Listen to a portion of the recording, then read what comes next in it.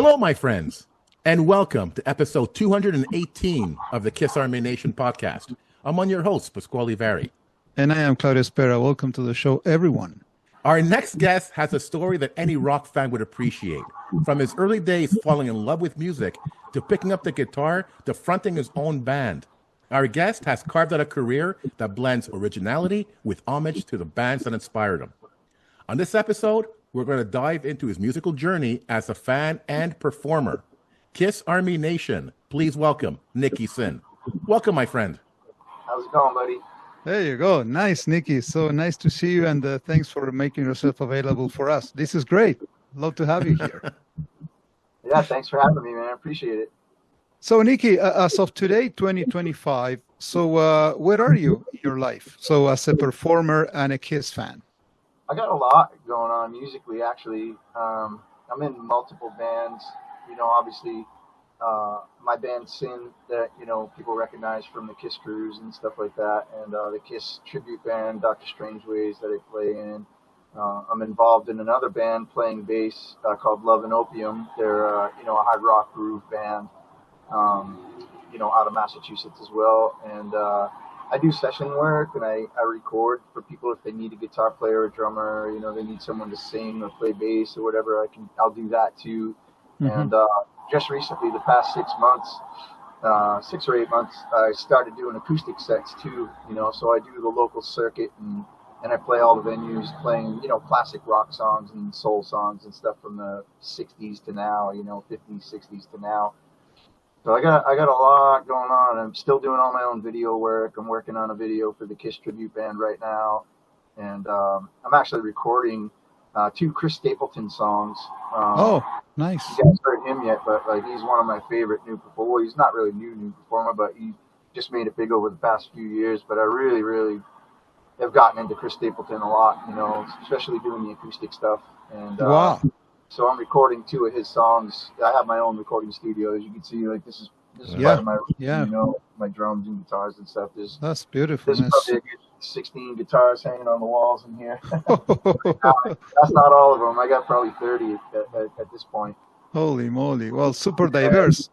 Yeah, so a lot of stuff, man. You know, I'm always busy doing music, man, and purposefully set my days, you know, to make sure, you know, my life is set, you know, work-wise and whatever, that I could do what I want when I want, you know. Nice. And that's music, you know. That gives you a lot of freedom, I guess. So yeah, this is awesome. I make my own schedule, yeah. So music is, you know, obviously family and this and that, but like as far as like things I like to do and consume my time with, that's music. You know, always has been, you know. Nice. So and where did it all start for you? So what are your earliest memories of when music actually entered your life? When I was really young, man, I can remember as far back, and there's pictures of this too, like as far as back as I was 5 years old. You know, my dad was like an acoustic player, and my dad's dad played acoustic music too. And you know, so I would travel, and my dad was a truck driver too. You know, so I would travel in the truck with my dad. My dad always had a guitar with him. And, you know, or when he was home or whenever, you know, like he would play his acoustic, you know, and he'd play Elvis and stuff like that. And so ever since I was 5 years old, I had a guitar in my hand. And by the time I was 10, my dad took me to see Kiss when I was 10 years old. And that was it, man. From that point on, man, you know, music, my whole thing since that point's been like, I want to play music. I want to be Ace Frehley. I want to be Gene Simmons, and I want to play rock and roll, and you know, like I've had a guitar and I've played in bands, like, you know, decent bands since I was 13 years old. You know? Oh wow! Yeah. Yep. So that was actually the defining moment for you. So that's when, you know, that kind of a click, you know, inflection point for you in your life. I think so. I mean, obviously at 10 years old, we don't really know, you know, obviously what the universe is going to bring to us or what we're going to actually accomplish. But I know, like, as far back as 10 years old, like, that was like, when I saw Kiss, like, even to this day, that's like something that I'll never forget. Like that concert, everything that went down at that concert, everything I saw, like, you know, it was awesome. You know, like you guys know, you know, like, and here's a 10-year-old kid. I mean, seeing Kiss like that, I mean, they were just like superheroes on the stage. Yeah. the course. bombs going off and everything else, and thousands of people just like screaming their songs and this and that. And 2 weeks later, my dad went out and bought me a Hondo V guitar, because I wanted an electric guitar at that point, and he went out and he bought me my first electric guitar was a Hondo V guitar. And he's like, I hope this looks like the Kiss guitars for you. And I don't know where it came from or how much it was or whatever, but that was my first electric guitar, and ever since then, I strived to be in bands. And when I was 13, I was actually good enough, and I played in a band that was actually going out to play in clubs, that I shouldn't have been able to get into at 13. Wow, but at 13. Oh my God. Wow. some way or another it happened, and I was able to do it, and I played a really cool. I got to play with like bands like Cheap Trick and Rat and all those bands from that time. I got to be a part of going to the clubs and opening up for those bands back in the day. I played the Channel when I was really, really young, and maybe 15 or 16 years old. I was playing at the Channel and the Rat and all these big clubs in Boston and stuff, and Manchester, New Hampshire, where I grew up. There was all kinds of clubs like the Casbah and all these. The Zoo. There was one called the Zoo that I played in with some bands, and I was like 16 years old playing at this place called the Zoo. Like, people would get like beat up and stabbed in there, and there was drugs and all kinds of stuff. And like, here's this 16-year-old kid playing in a rock band with makeup like Kiss and smoke, and it was awesome. And so, and then I toured for a long time with bands, and did a lot of really cool things and put out a lot of really cool records with a lot of different bands. And I've had a pretty good run. Now I'm in my 50s, but I can't put it down. So Nikki, you mentioned that I guess your first concert experience was with your dad seeing Kiss. Yeah, man. When I was 10. Yeah, I had the similar experience. My dad took me to my first Kiss concert in 1979. I was 11 years old, and that's awesome. Yeah, it just totally changed my life. That whole Kiss concert experience changed my life. So tell us more about how your first Kiss concert. What was that experience like? Like I said, it was just, I can remember it to this day, 40 years later, you know what I mean? Like, my dad painted my face up and, had like some cheesy costume or whatever. And who knows, it was probably the Halloween costumes or whatever, the cheap ones that they put out back then, and my dad painted my face and he painted his face. And it was bigger than life, as a 10-year-old kid. There's just no, like, how do you express how like big that was as a 10-year-old kid? You know what I mean? Like, when they came out and boom, everything started. I mean, right from the get-go, like, you're just kind of like, you're in a war zone of rock and roll, and like this massive wall of sound just comes at you, and then Ace Frehley starts ripping his guitar solos, and Gene's sticking his tongue out, and all this other stuff, and there's bombs and everything going off. I mean, that really was, like, for me, the defining moment of like, I want to be a rock star. Like, I want to. Obviously, that never happened, but like, I've done some really cool stuff. And it was a massive experience that I'll never forget, and that I remember pretty much the details to this day. And so many of the adults at the time would come up to me. I remember coming up to me and my dad, and, oh, that's so cool, like, you brought your son, this and that, and blah blah blah. So it was a really cool experience, man. Which tour was that? 78. Love Gun. Oh, Love Gun. Yeah, the Love Gun tour. Oh nice. my God! Wow. Nice. 78. I was 10. Holy moly! You know what's cool about those old shows? They didn't have those giant screens, right? So you just saw the band on stage, so you felt like you were in the same room with the band. Yeah. Amazing experience. So big, like, like, the screens actually bring them to you, but it was like so big because it was, like you said, it's just this big giant stadium, and there's kids on the stage, like, down there, and like there's thousands of people just surrounding them. And even though that it's so big and there's so many people, like, when they played, it was so loud, like, and it was just so imposing as a sound, or like, this wall of this imposing thing that they became, like, they just engulfed everything that was in the room, no matter how big the room was. Yeah, they exactly. were bigger. You know what I mean? And still to the last day, I think that, you know, I saw the last two shows at Madison Square Garden, and we stayed in New York for both those shows. And right to the last, I thought, like, man, wow, these guys, like, even now are like, I'm still in this massive, at Madison Square Garden, was in this massive arena, and here's Kiss, like, as far as like the size of the arena, and even the stage show was like smaller than the arena, but like the stage show and Kiss was bigger than the whole of everything that was going on. True. Like, you know, bigger than the crowd, bigger than the arena. It's and true. They proved like right to the last minute that they were. There's been no other band ever, or ever will be, in my opinion, a band that is comparable to what Kiss has done. You know. I remember meeting you on, I think it was Kiss Cruise 1, Kiss Cruise 4, one of those two. I did see you play, so that was on Kiss Cruise 4 for that sure. Was 4, yeah. Were you on Kiss Cruise 1? Yeah. Then I met you there. We did 1 through 9. Okay. I mean, on Kiss Cruise 1, I was wearing my own makeup from the band that I was in V at the time. That's right. And then from the first Kiss Cruise, like I never said to anybody like this is my, unless somebody asked me. I didn't go around and been like, hey, I'm Nikki Sin from Sin or from V or whatever. I just did it because I just wanted to do something different. You know, everybody was dressing up like Kiss, so I was like, I'm just gonna wear my own makeup and just walk around and be a part of it. You know. And then, but everybody started coming up to me like left and right. Like I couldn't go anywhere without being stopped. And everybody's like, "Oh, who are you? Like, where are you from?" And you know, I was like, "Oh, my name's Nikki Sin." And you know, like, "Oh, what band are you from?" And then that's how the conversation started. And then over the course of the next 3 years, I built up such a following on the cruise that when I put my submission in to try to get onto the Kiss Cruise 4 and the sound check thing, you know.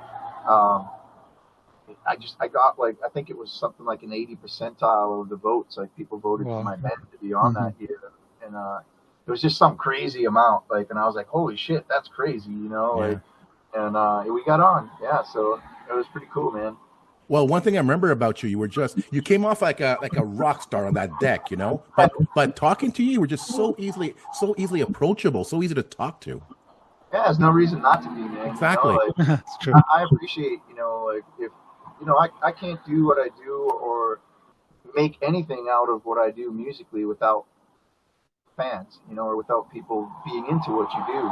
You know, otherwise I would just be a musician in my studio. You know, like I wouldn't be able to go play shows, or you can't have a band and make anything out of your band without having people that are into it. Yeah. You know, so to give back and talk to somebody, like for me is that's the least you can do. I think people, even rock stars that like snub their fans off, you know, like if you're a millionaire rock star, you're in that position because your fans go and see you and they buy your records and they buy your merch and all that stuff and they support you.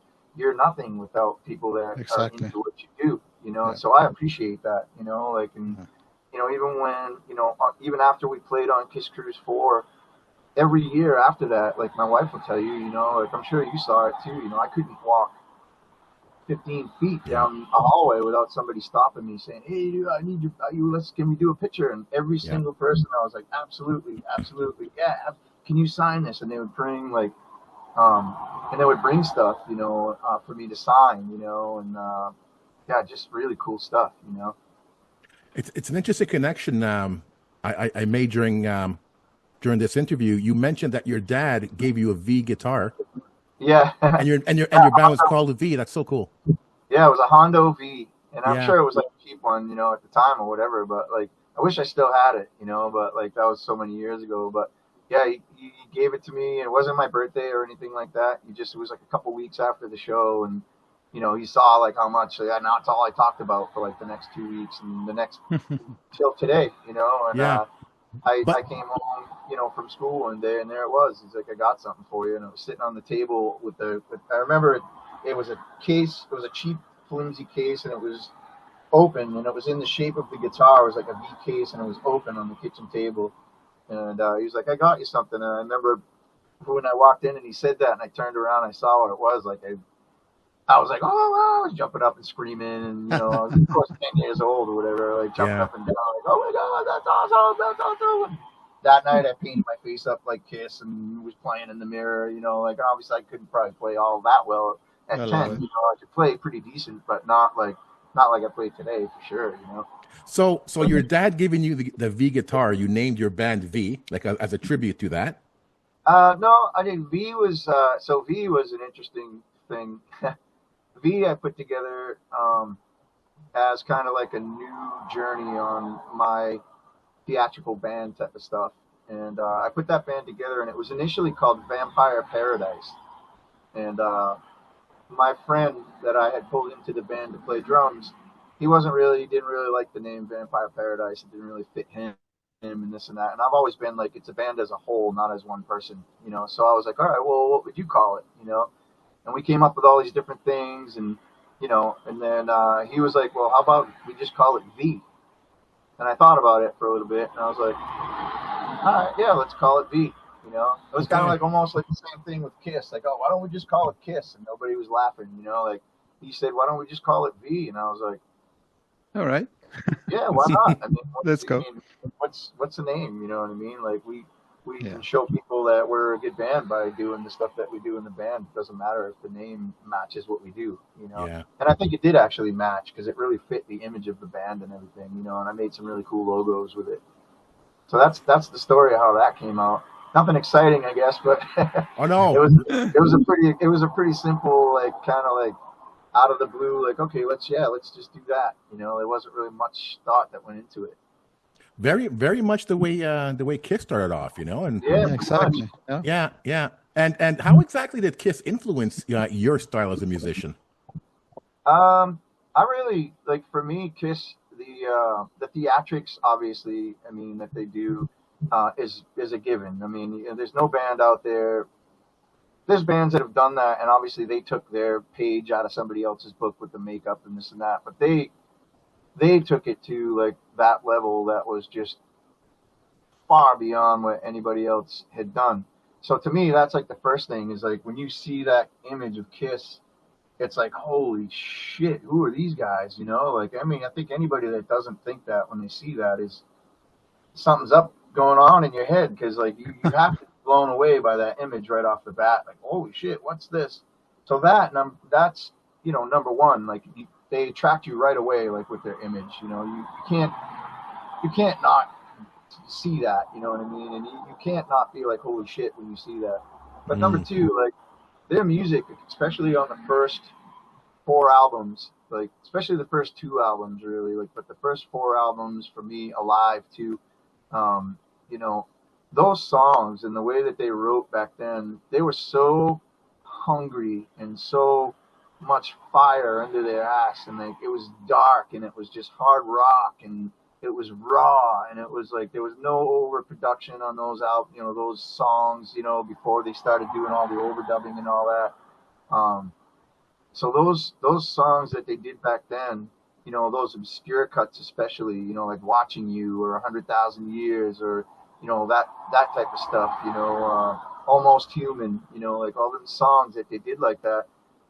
You know, people could say what they want, you know, Kiss were simpletons and they didn't write good songs and they weren't very talented.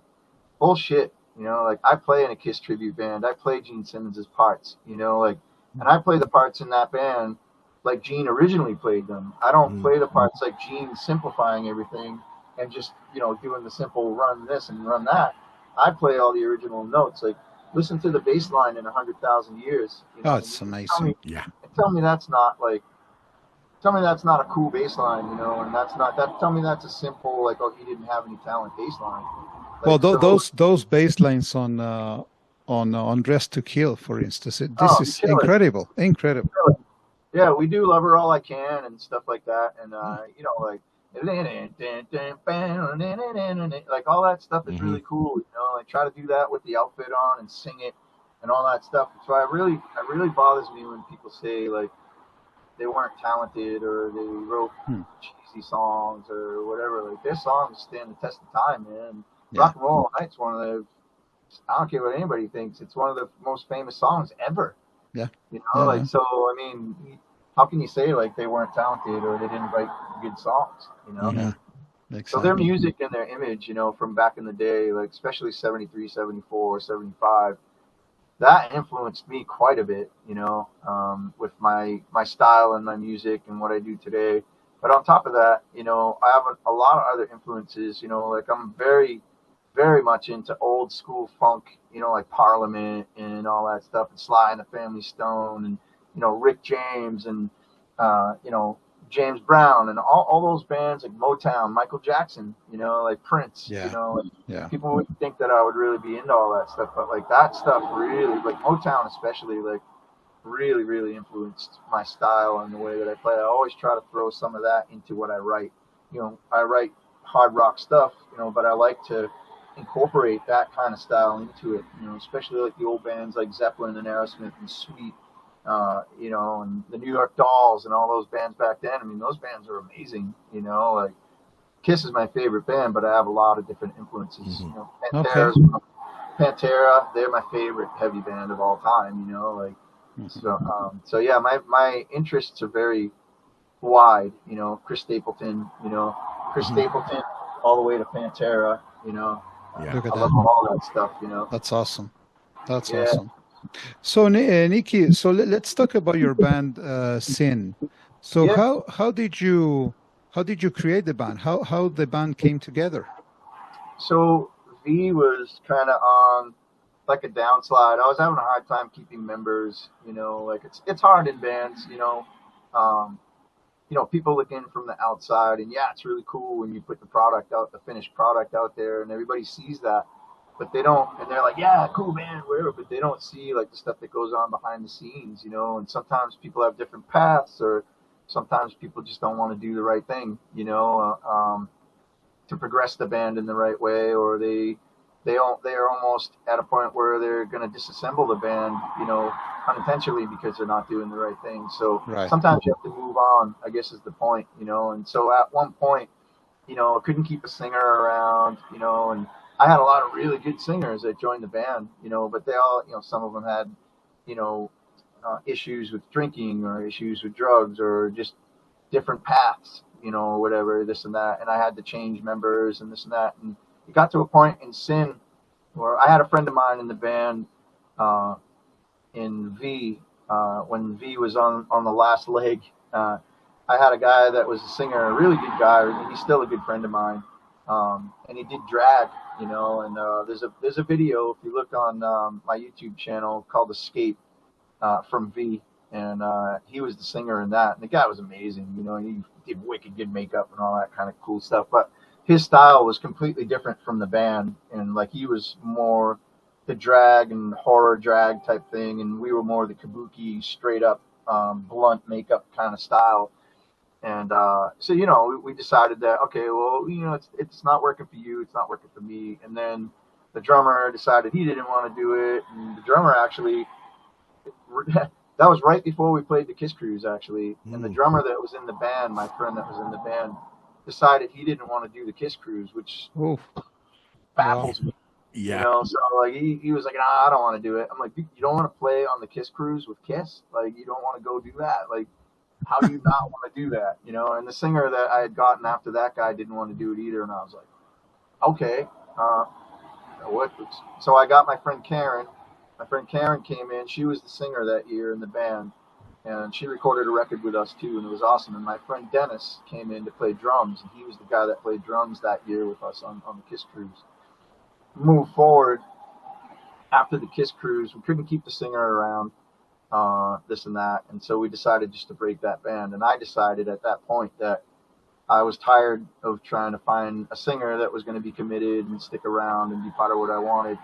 And I just said, fuck it, I'm going to do it myself. I'm going to sing. Everybody always tells me I should sing, and I'm a good singer, and blah, blah, blah. And I never thought so before then, but like everyone's like, you're a good singer. You're better than all these guys. You should sing, blah, blah, blah. So I formed Sin out of V, and I just got all new members, and I just decided I'm going to play guitar and sing and write songs for Sin. And then I got a friend of mine to play bass and another guy to play drums. And that band went through some changes too. And I still have Sin, but Sin is on hiatus right now. The guy who plays Ace in my Kiss tribute band, he's the other guitar player in Sin. Okay. And we're probably going to get Sin going again with the drummer that we use now that's in the Kiss tribute band, and it's just going to be a three-piece, and I'm going to switch to bass and just sing and play bass, and then my buddy AWOL, he's going to play lead guitar, and we're just going to write songs as a three-piece, I think, when we start back up again. Okay. Probably like next year sometime. I've been writing some songs for it. Nice. So, I guess there's a big difference, leading a band compared to, playing as a session player or playing as a bassist, supporting other bands. So how does your approach differ when you're leading versus when you're supporting? It's hard to say, man. Like, I don't like to be considered as the leader, or like, I don't want to. It's hard to accept the title of like I'm the leader of the band and I control it. Like for me, like a band is a band because of the whole of the band. Like I can play every instrument. I can play drums, guitar, bass. I can sing, but I can't do all that stuff at once on stage and go out live and play everything unless I play the tracks. You know what I mean? But you can't be a band on your own. So I like to kind of like when I have a band. And sometimes this backfires on me a lot of times, but like I always try to make sure everybody in the band knows, like, look, this isn't just my band. Like I might be the one writing most of the songs, and I might be the one like getting everything put together and building the stage shows and whatever. But like it's a band because of all of us, and everybody has a say in what's going on. You know what I mean? And sometimes that definitely backfires on you, but I feel like you have to show that respect. If like there's other people that are interested in your vision, and they're doing the work too. And even if they're not doing as much work as you are, they're still doing work to make the band a whole. You know what I mean? So I guess like it's tough like to be the leader of a band, and I guess I have been, obviously, but like that's the only part about being in a band that really kind of bothers me, because I don't like to really be looked at as like, it's his band and he runs everything. Like, got it. I'd rather it be like it's our band, and we all kind of put our time in it and we try to make it work, even if I'm the one really trying to do most of the sure everything is cohesive. Yeah, I think it has to do with personality too. You can have some people they really sometimes they put up a band just to be the leader, but in your case it's more a team than something else. So can you share with us, Nikki, some any memorable moments with Sin? I guess playing the cruise must be one of them. Yeah, that was V that played the cruise, and that was, I mean, that's an experience that to this day, like playing the cruise with V there's nothing that'll top that. I mean. I got to play for a week on the cruise with Kiss. Like, I mean, how do I ever top that in any way, shape, or form? Like, nothing's going to be bigger than that, Like, I mean, I'm in my 50s at this point. So, like, what am I going to do that's going to be bigger than that? Probably nothing, But Sin definitely did a lot of stuff. We played with, like, I like the bands of, like, the 80s and 90s. Like, they're all, over the past couple decades, they've all come back around, and Sin got to play with a lot of those guys. Like one of the really cool shows that we got to play, like I'm a huge fan of Chips Enough, like from Enough's Enough. Yeah. And like we played a few shows with him, with Sin, and we got to play with the Bullet Boys, which is another really big band for me. Like they were a really massive band for me, and we played with like a bunch of other bands that were just like George Lynch and all those guys from those days. We got to play with most of those bands that were coming around. We got to open up and play with those guys, So Sin actually had a really good run, playing. I thought like something really big was going to happen because of that, like because we were playing with all these national acts and stuff. And Sin we had a pretty good run, man. We played with a lot of really cool bands of that time, Nice. Yeah, Bullet Boys definitely was one of the highlights because I'm still to this day a massive Bullet Boys fan. Like all right. Mark Torin is, I don't know if you're familiar with that band, but yeah. Like Mark Torin is really cool, and he's just I think one of the really coolest songwriters and frontmen ever in a rock band. He's definitely one of a kind. Absolutely. Yeah, absolutely. And so that was really cool getting to meet him and play with their band, a couple times. It was really, really, really cool. Mm-hmm. And Nikki, earlier you mentioned the band Love and Opium. Tell us about that. Yeah, so Love and Opium is a band. It's a friend of mine's band, and they've been around for a long time, but they took like a a really big length of time off. Like before they stopped playing, they recorded this record, and they were touring with Static X and bands like that, you know. So they carved a pretty good footprint, you know, and they stopped doing it for a while, you know, again, members or whatever, you know, people moved away, this and that, blah, blah, blah.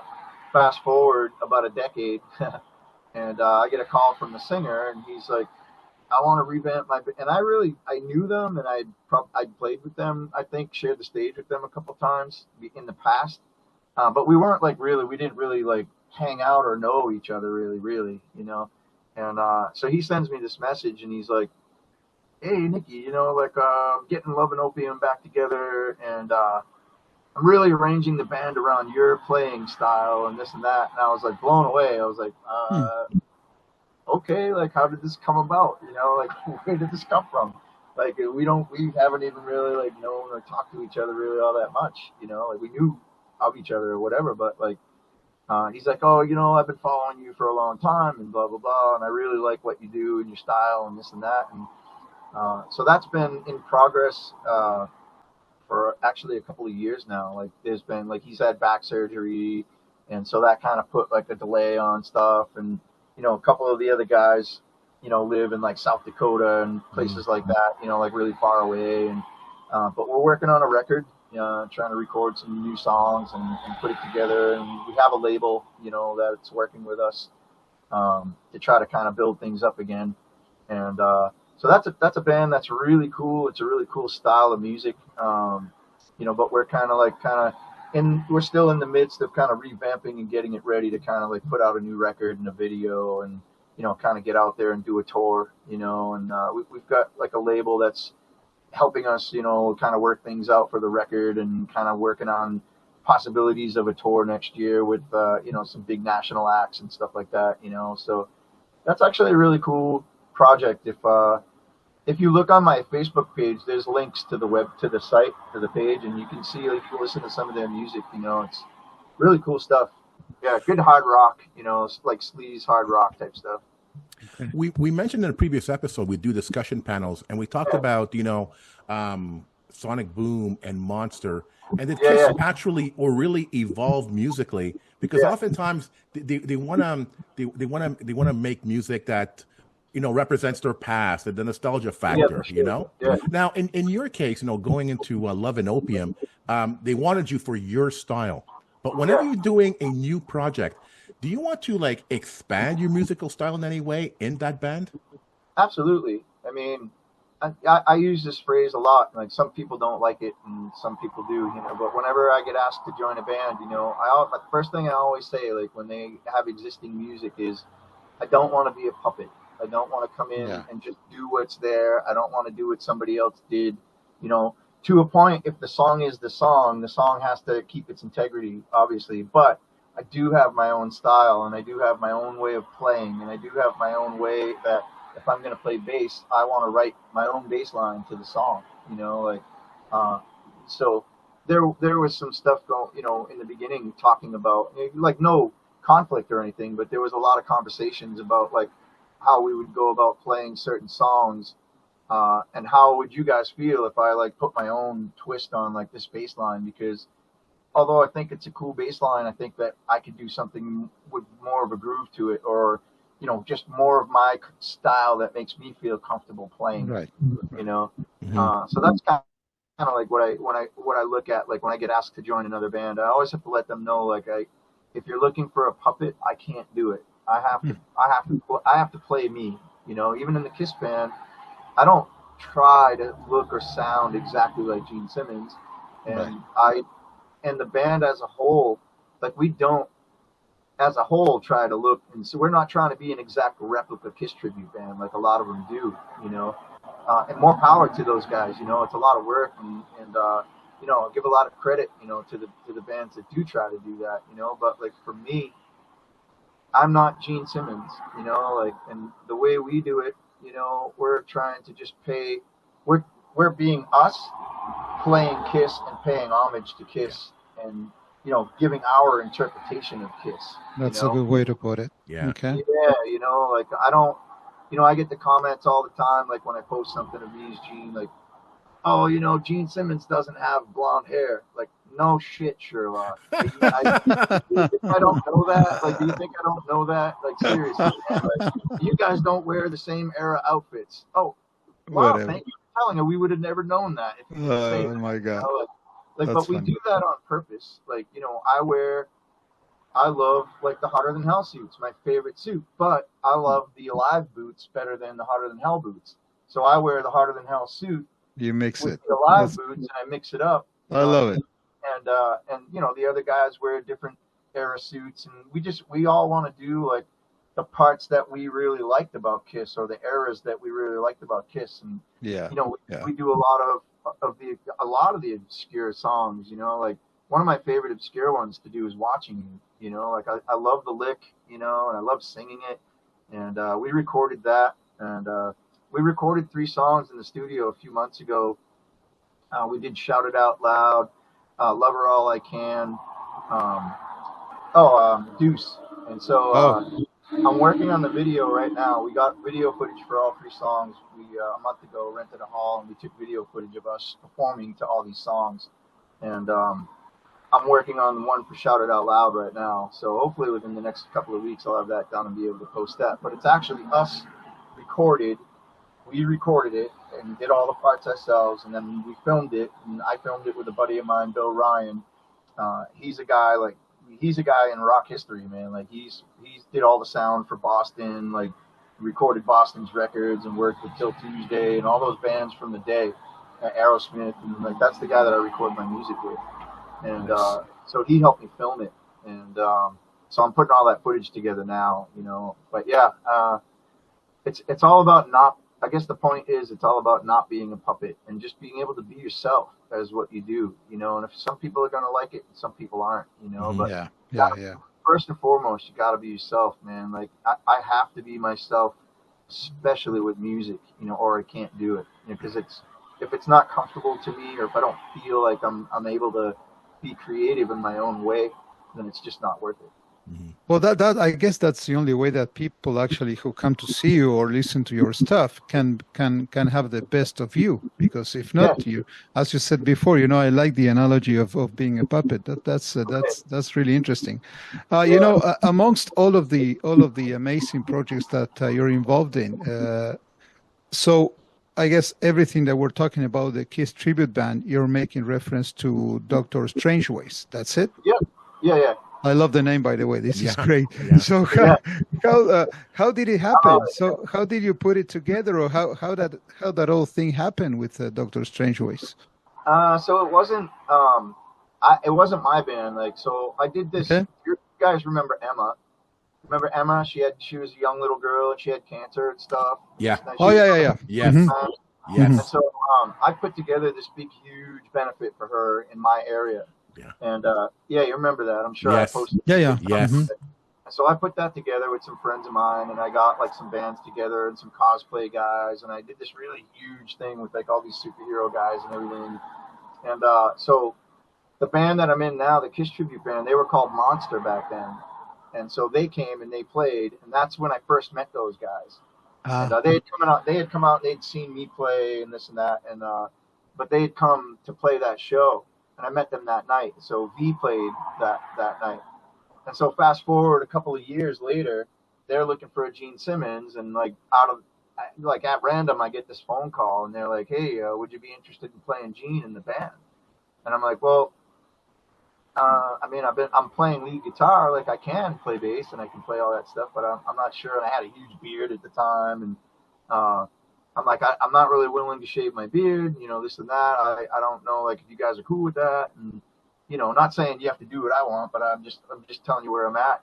And they were like, no, it doesn't matter, like whatever you think, man, whatever you think, let's just give it a shot. And so we gave it a shot, and we went down to my studio and we hooked up and we played a bunch of Kiss songs, and we just clicked, and that was cool. We've been through a few drummers, and a couple of drummers actually passed away that we had. Like, we've gone through like members dying, in the band. Oh. So there's a lot of really crazy history like with the band. And then we stopped playing together for like, I think it was like 3 years or something like that. And just, we didn't not like each other or anything. It was just like different paths at the time, And then I brought it up a couple of years ago, to the guitar player, who plays Ace. Like he joined my band Sin in the process of all that.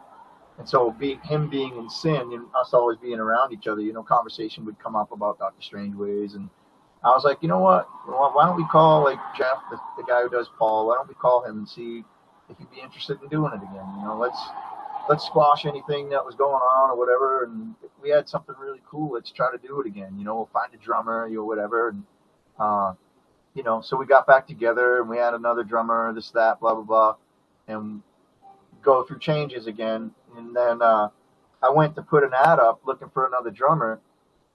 And I didn't think my friend Dennis would be into it because he was just doing a bunch of different stuff. And he was in a pretty good band, that's a country band that's actually doing really well. And I didn't think he'd be interested in it. So I didn't even call him, 'cause, I didn't want to like put that pressure on him type of thing. Mm-hmm. And so the day I put the post up on Facebook, my friend Dennis calls me and I saw his number on the phone. And so I answered the phone and I put the phone to my ear. Before he had a chance to say anything, I was like, dude, you're in. I don't even have to hear what you're going to say. You're in. He's such a talented guy. He's like one of the best drummers like you'd ever want to see play. Like he's one of the best that there is, period. And on top of that, like aside from his talent, like he's just an amazing guy. And like, I love having him as a friend, and he's just a really good guy. And he's funny, and he's like, compatible with everybody. We just have a great time together. You know what I mean? Nice. So nice. he just started cracking up, and he's like, I was calling you about that. He's like, you sure? Like you don't want to like? I had 3 other guys that wanted to try out, and one guy did try out, and then I told him, I was like, listen, you're in if you want it.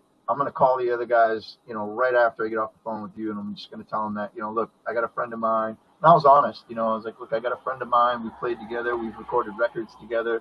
It's just a good fit, like no disrespect, but I'm sorry to disappoint you. And those 2 guys were really cool about it too, And so from then to now, we've come a long way, like there's the backdrop that I built a huge stage backdrop, with lights and bunch of different big things and everything. It's 16 feet wide by 8 feet high, so it looks like it's really cool. It's like all these banners that look like speakers and stuff. So while we get that, Nikki, I just had another question now that we were talking about, the Kiss tribute band compared to your other original projects. So what's is there any difference in the audience reaction to let's say Dr. Strangeways compared to your original projects? Yeah, for sure. I mean, it's different, like original music is different because like, although it looks really cool and, with those bands, we put on like really cool shows. It's like people know the Kiss songs, you know what I mean? Like, so okay. When people come to see us do Dr. Strangeways, everybody knows what to expect, and they know those songs, and they know like what's going to happen. They know the songs, how they go and all that. But when you come out and you're an original band, like no matter how good it is, like they might know some of your songs, but they don't know them all, Right. You know what I mean? Like, so, they're just kind of like, they're getting it as it's given to them. And it's not sometimes it is exciting and people get into it, but not kind of as much as, with the Kiss tribute stuff, Right. It's more instantaneous. Right. Yeah. Like, right. Before they even get there, they know, like, oh, I can't wait to hear this song or blah, blah, blah. They're already pumped up because they know what's coming. And Mm-hmm. Like, they don't have to build that interest and excitement as from the beginning of the show to the end because they've already built it on the way there. You know what I mean? Right. But with an original project, they can be, the flyer looks really cool and like the video that they posted is really cool, but they really don't know any of the other songs. So they're not really as excited on the way there as they are to go see the Kiss tribute band. Right. It's understandable too, you know what I mean? Yeah, I guess it's a different approach because with your original projects, so you build some loyalty from the fans that maybe you're not gonna get, with the tribute band. It's just Yeah. No, I'm very lucky and very grateful, to everybody that's ever shown me even, the most minuscule amount of attention to what I do. I'm very grateful to all that. And, the Kiss crew, I've done this stuff like my whole life, but like the Kiss cruise was one of those things that like really like catapulted. I don't know, like I don't want to sound conceited and say like my popularity or whatever, but because I'm not that guy. Like I can't stand people that are full of themselves, you know what I mean? And I've seen a lot of that with even rock stars that I looked up to, you know, and I don't agree with that stuff. But it definitely, like the Kiss Cruise definitely gave me a platform to really build like a really big following. And then, you know, especially for a few years after I played on the Kiss Cruise, you know, like it was almost every day. Like there was massive amount. Like I was answering like 100 messages a day at one point. Wow. Trying to go through all my messages and this and that, and because I always try to answer as many people as I can. Like if someone reaches out, you know, like. But it got to a point at one point, like until about a couple of years ago, that it was almost impossible to do that, you know. And I'm very grateful for that, man. You know, and that's why, like, if somebody wants to, even now, my wife will tell you, I'll go to another state and play, and like someone will be like, "Oh, Nikki, what's up?" Like, that was the first to know me. Like they either saw me on the cruise, or they saw like a video, or they came to a show. It's crazy. Like if I go, it's like literally like people notice me. That didn't happen before the Kiss Cruise. You know what I mean? Mm-hmm. Like I think that just kind of spread me out like into more states. You know, I think, you know, like to more states, and Facebook obviously. You know, like people from different states. You know, like we're going to Vermont on the 4th of October to play at this place in Wellington, Vermont, or something. Wellingham or Wellington, Vermont, something like that. It's like 3.5 hours away, but they pay us pretty good, you know, and we'll stay obviously overnight, you know, and it's a pretty big venue, so it's expected to be a few hundred people there. And that's great. So that'll be a pretty good show, yeah. That's great. Yeah, man. It's really obvious in everything that we're talking about tonight that, you know, Kiss is the Kiss DNA is in almost everything that you do, right? So it is. I know. It's obvious. Now the thing is, Kiss has done so much outside of the band, either not musically related or musically related. Absolutely. Is that DNA part of what you do? So outside of music, is there anything that you want to explore or accomplish? I mean, I've been into like motorcycles my whole life and stuff like that, and you know, martial arts and all that stuff I've been into, and like fitness, you know. I go to the gym every single day, you know, like and try to stay in shape, and costume building. I love costume building. I love art and doing video stuff. I mean, I guess that all kind of boils back to music, but you know, I love making stuff. I like creating stuff and building things, and you know, like that backdrop stuff. And you know, take a look at that, you know, in the video, you know, that I sent you. Mm-hmm. And like I love doing stuff like that, you know. I'm an actor. I like making movies. Yeah, I've been in a shit ton of underground films. I've written and acted and directed, filmed, edited my own movies and all that stuff, man. You know, so yeah, there's definitely like some other sides of me for sure, you know. But music's definitely the biggest thing, you know. Like you can see around this room. I mean, this is my sanctuary, man. You know, like. It's one of those things, like right down to the acoustic stuff, you know. Like I went and started doing acoustic stuff, and I bought these really nice Taylor guitars to do acoustic stuff with. Nice. You know? Like I don't do anything small, man. You know, like I mean, even the acoustics were like a couple grand a piece, you know. Like, and my biggest thing, I guess, is like anything I do, I like to make sure that it's done right, you know, and it's you know, it's my passion when I do something, and I don't take that lightly, you know. Like a lot of people will say to you, like when you're trying to get somebody to join your band or do a project with you or whatever, that, oh, this is my passion. But for me, that's a really strong statement, you know. Yeah, that's a hard statement to live up to, and when I say it, I mean it, you know. And like some of the people around me that come and go, you know, like I think my passion might be too much for them sometimes, you know. This is how the big boys do it. That's it. I'm so into it, you know, like, and it's always like, yeah, let's do this, let's get it done, you know, let's do it, you know. And it's nice, you know, not to knock anybody, you know, but like sometimes people just don't have what it takes to do that, you know. Like it's more of a hobby to most people than it is a passion. Like a passion and a hobby are two different things. You know, most people don't know how to decipher or separate those two words. You know, they don't know the meaning of those two words. It's true. like a thing, but they're not. You know. Mm-hmm. So, Nikki, for our final few questions, so we would like to ask your opinion on several topics. So first, you being such a fantastic musician and so diverse, thank you. What are your thoughts on... I'm okay. All right. I mean, I don't think much so of myself. humble. I love it. Thank you so much.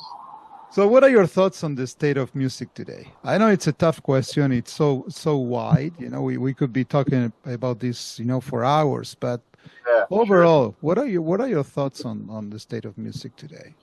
It's hard to not sound insulting, you know, like when it comes to that question, because I guess the easiest way to explain how I feel about that is like I'm very old school. So like even when I record my music, right? Like even when we went in to record the Kiss stuff, like I'm very adamant that like, listen, this is not going to be overproduced. There isn't going to be 12 guitar tracks, 15 vocal tracks. We're not going to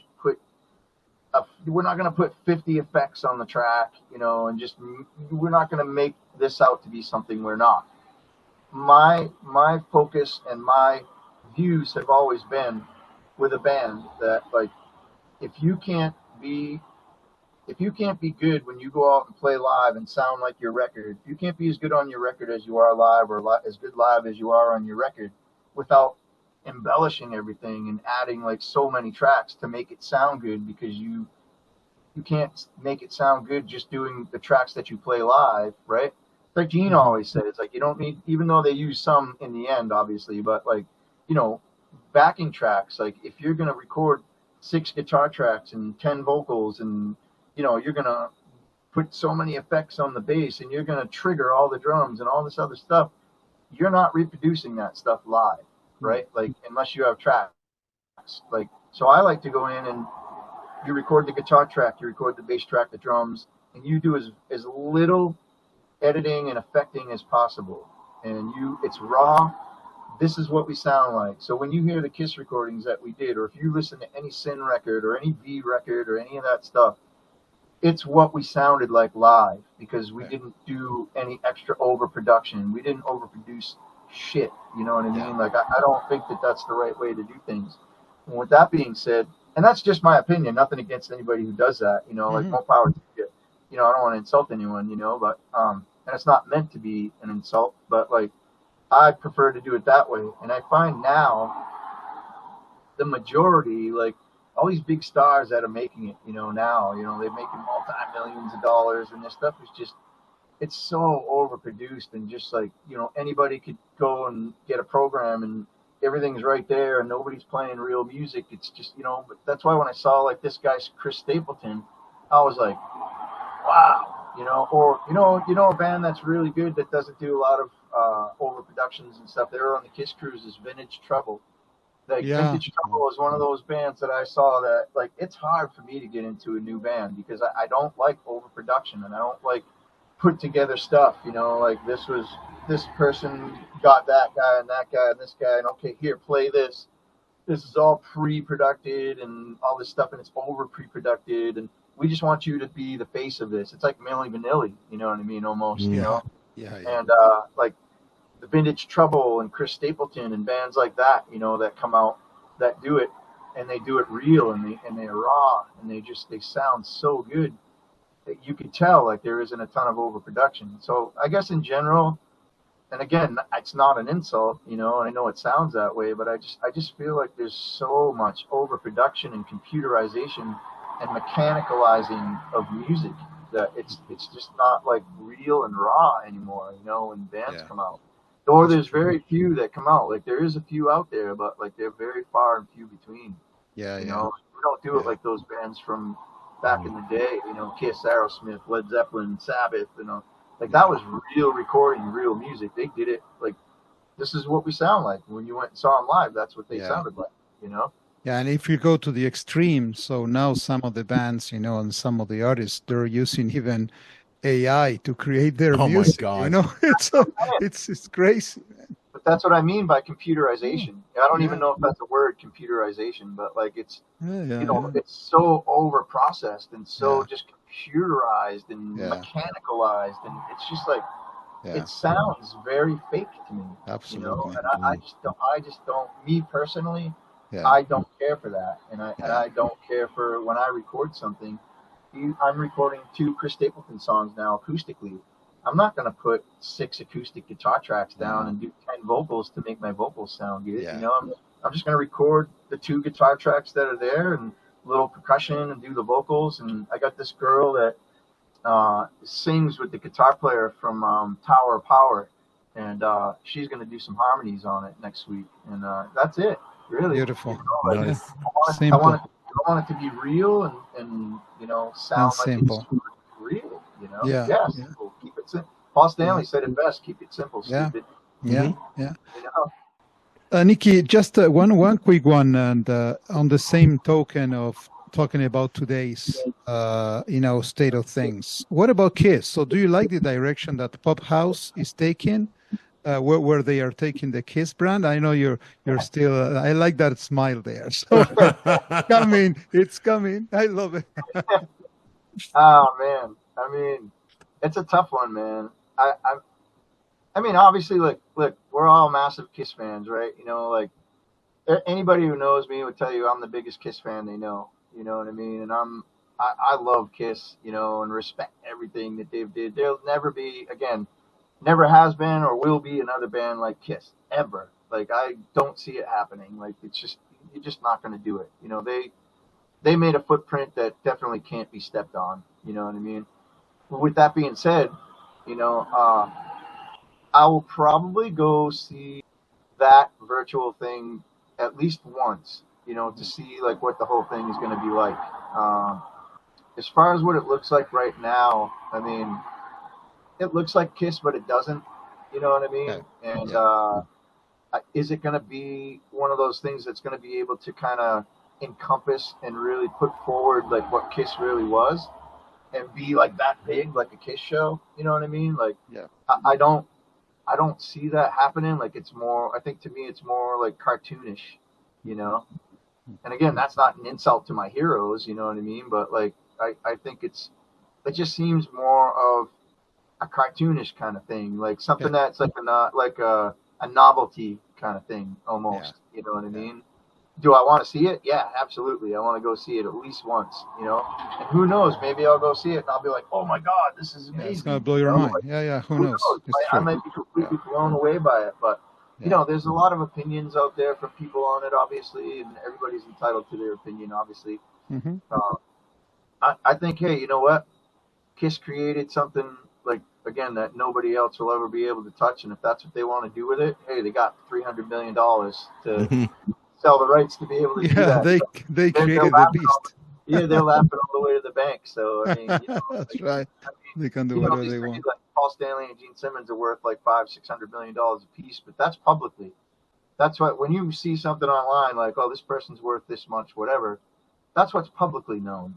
Like now, think about all the other stuff that Gene Simmons and Paul Stanley are involved with that the public doesn't have any records of. So those guys are probably worth $1 billion a piece, I would assume. I mean, I think that's pretty realistic to think that. So at that point, I mean, that's brilliant. I mean, those guys are brilliant. They created a brand that made them billionaires. So like, if they want to let somebody fucking turn them into a virtual reality concert, they're walking all the way to the bank with $1 billion in their pocket. I'm grappling with another issue because we often say that Kiss is like a drug, right? And absolutely. And personally, I've had so many amazing experiences through the band, met so many amazing people through the band, and now that they reached the end of the road, I'm like, is anything ever going to compare? I'm not that interested in the avatars and what's happening with Kiss right now. So I'm thinking this is something, my Kiss is in the past. And is there going to be anything that's going to compare to my experiences with this band? What do you think? Is there anything outside of Kiss that you think will ever compare? You mentioned the Kiss Cruise. They won't compare to that. I don't think so, man. I mean, just think about how big Kiss was and still is. You know, I mean, try to think of anything in the past or today that's as big as that band was. You know, like what they created. Like I can't think of anything that. There's one band that I saw, Rammstein. You know who that band is? Of course. Yeah. Great fucking band. You know, like we went to see them in concert. We saw them at Gillette Stadium, and their stage show. I mean, it's so big. Like it's like a city. Like that's how big it is. I mean, it's definitely bigger than Kiss's show for sure. You know what I mean? Yeah. But is the it towers with all the stuff? You know, it's yeah, with all the big towers of fire and you know the big. I mean, the stage setup was literally 60 feet high. I mean, you know, like no joke. It was like outside of the freaking Gillette Stadium. It was higher than that, and it was so loud. Like it was. I mean, it was so loud. Like it was blowing. Your hair was moving, and you could literally feel like your chest, like someone was hitting the bass drum, and when they would check. When they were testing the bass drum, like the sound check, it was like boom, boom. You could literally feel your seat vibrating. But do I think like in the whole scheme of things, like music, stage show, the whole aura, everything, that they're as big as Kiss, size-wise and visually, maybe, but like not the whole thing as a whole. The whole That's package. the only band that I think in the past or today that you could possibly say like is bigger than Kiss, and the only reason they are is because of the stage show. Is like it's overpowering. Like it's literally like as big as a city, you know. So like with a stage show, yeah, probably, but not as the whole thing. Right. You know what I mean? Mm-hmm. I just don't see it ever happening. Yeah. Know? okay. And maybe I'm wrong. Like maybe it might. You know, we never know, right? You know, anything could happen. But technology is moving forward, and this and that, whatever. Like. Maybe people will be floating around in jetpacks soon playing guitar, you know, like on stage or whatever. You never know, but Yeah.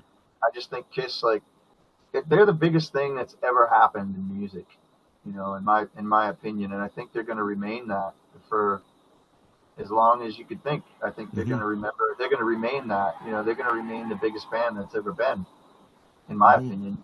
That's good. That's good. But again, what's my opinion mean? That's just my opinion. So, Nikki, one final question before we wrap up the show. Anything that you would like to say to your fans, supporters, anything that you would like to promote? You know, the floor is all yours. So, on to you, so that we have a beautiful ending to this. Yeah, man. No, I just, again, you know, like I'm just the kind of person that like. Hey, listen, anybody that sees this, anybody that's watching, whatever, anybody that's ever shown me even a speck of attention and respect, you know, for what I do, you know, I really appreciate you and anything that you've shown me, you know, for compassion and interest, all of that stuff. I mean, that just means for a guy like me that's spent his whole life playing music, and it is my passion, you know, and I do it every day, and music is something I literally can't breathe without, you know. So my biggest thing is, you know, I want everybody to know that has ever supported me in any way, shape, or form, that I really, really appreciate that, and I don't take that for granted. I don't take it lightly, and you know, that's everything. You know, I'm nothing without that. So I really appreciate that, you know. Nikki, you said that passion is a big word, and when it comes to you, I think passion is very appropriate. Like I said, I met you back in Kiss Cruise 1, and you know, listen, I was just another guy that's like, oh my God, you're so cool. How's it going? You know, we chatted a little bit, you know, but that little interaction, you made an impact. And after all of these years, it's like, I saw the picture and go, oh my God, Nikki, I remember him. I remember that talk we had on deck. I mean, you know, it's crazy. And now to have you on the show and talking and making these connections with your life and your music. And when we met, this was a fantastic experience for me. Thank you so much for coming. For me too. I really appreciate it, man. Like I said, it means a lot. You inviting me to the show, and it means everything, man. You know, it's really cool, and that deserves respect, you know, and I respect that, you know. Thank you. We support passion. This is awesome. Yeah, it's definitely. You know, man. this is awesome. I didn't have the chance to talk to you in person. I remember seeing your band in Kiss Cruise 4, and Yeah. I still remember a huge impact on me. From the stage point of view, the sound, the music, and now having the chance, as Paz said, having you here, you're so cool, so humble. You cannot find this very often. Some of the guys who have a big career like yours, they seem to be unreachable. You cannot even talk to the guy, so they kind of are in a different frequency. But this is awesome. Truly from the human standpoint, this has been a really fun and enriching episode. So thank you very much, Nikki. Oh man, yeah, man, and ditto. Like I said, it goes both ways, man. I really appreciate you guys, and anytime, if you want to do an episode, with the whole band, I could probably arrange that. We'll put the suits on and the whole makeup and everything. And if you just want to do like a strict talk about Kiss tribute or whatever, like I'm sure I can make that happen too. Let's make it happen. Absolutely. Just, I'll talk to him and I'll practice this weekend. But yeah, man, like I remember I remember you when we first met too, and again, like look what turned out, we've been in touch through all these years. We've been in touch, you know what I mean? Yeah. And for me, somebody's cool and someone's respectful and someone has like a passion like you have. That's a connection, that you can't force that connection. No. You know what I mean? And those are connections that I like to keep, like whether we talk every day or every week or every month or once a year or whatever, like, like I said, me and Pasquale have always, commented on each other's stuff or said hi to each other. I used some of your footage in the video that we did for God of Thunder when we played on the Kiss Cruise, like you sent me some footage. And oh my God, right. You remember that? Yes. Yeah, you sent me some footage. Oh my God, yes. And I put your name in the credits, like all that stuff, man. Wow. So that to me, like, that's just one of those things to me, like, that doesn't go unremembered, like that stays in there forever. Like you sent me that stuff and we've got a connection in video as well, not only as meeting person on the cruise, but we have a connection through that video as well, because that was an experience we both shared. You filmed some of that stuff and ended up in my video, this, that, and whatever. I put that whole video together by people like yourself sending me footage, and because I had none, I was on stage playing, so I put that all together, and so we have a connection, man. Chemistry, man. Chemistry. I don't take that connection lightly, man. I'm very appreciative and grateful for that. That's amazing. Thank you so much. Thank you. No, sure, man. Thank you. Absolutely. To the Kiss Army, we hope you enjoyed this episode. If you have any questions, comments, or ideas, please send them to talktome@kissarmynationpodcast.com. Until the next time, remember, never stop rocking. Take care, everyone.